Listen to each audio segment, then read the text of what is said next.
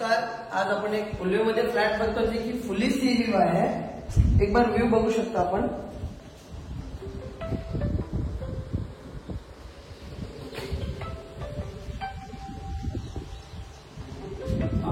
हे fully L shape मध्ये hall आहे आपला. 1200 स्क्वेअर फीट कार्पेट आहे. परत हा किचन आहे. दोन्ही साईडला प्लॅटफॉर्म विथ बाल्कनी.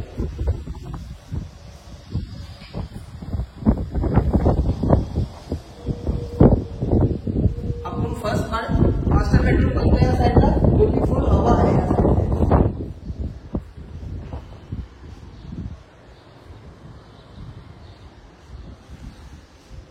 हा आपला कॉमन वॉशरूम असेल आणि हा आपला दुसरा बेडरूम जो आहे कॉमन बेड.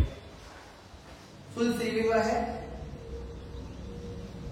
आणि हा आपला तिसरा मास्टर बेडरूम आहे जे की पूरा व्ह्यू आहे. दोन्ही बेड आणि हॉलला सेम व्ह्यू आहे.